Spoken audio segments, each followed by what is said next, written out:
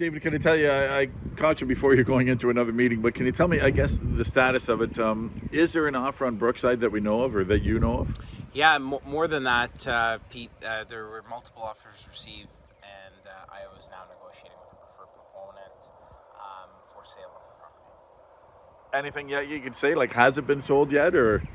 Yeah, there's conditions being worked out, but I think as has always been my focus.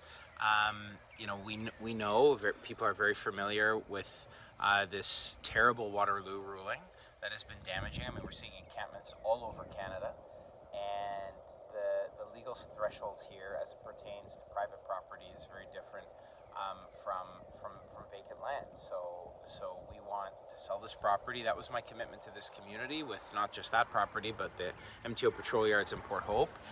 We don't need government playing monopoly.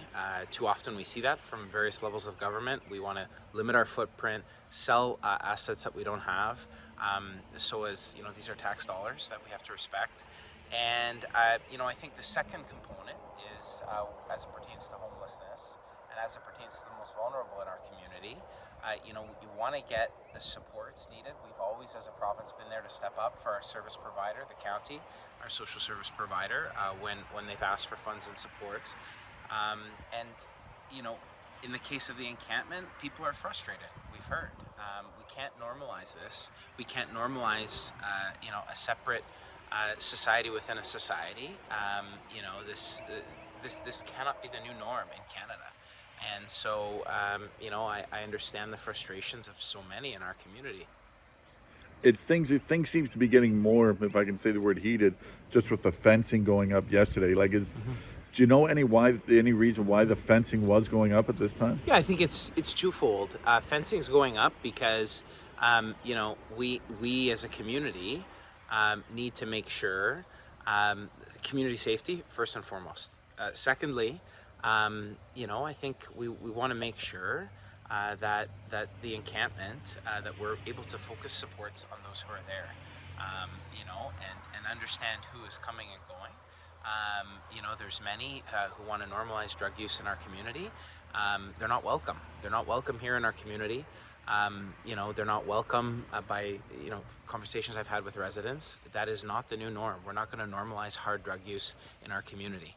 And so I'm vehemently against those who seek to do that. I've made a very public statement. If you want to vote for legalized hard drug use, there's other parties you can vote for. Don't vote for me, because it's never going to happen under my watch. Last question. So I guess we can say that, is it safe to say things are looking good, just working out the final details for the sale? Yeah, things are. And we want to get those wraparound supports around those who are there, working with our service provider. We've increased funding there. There's other community nonprofits that are trying to assist here and trying to help people.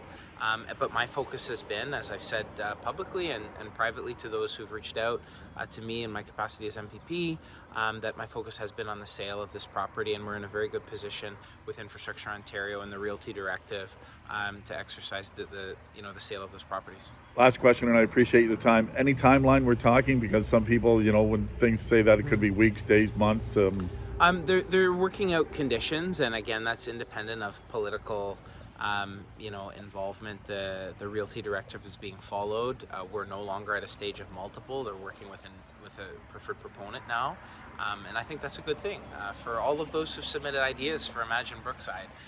For people that want to see more affordable housing in our community, more housing, more densification, etc.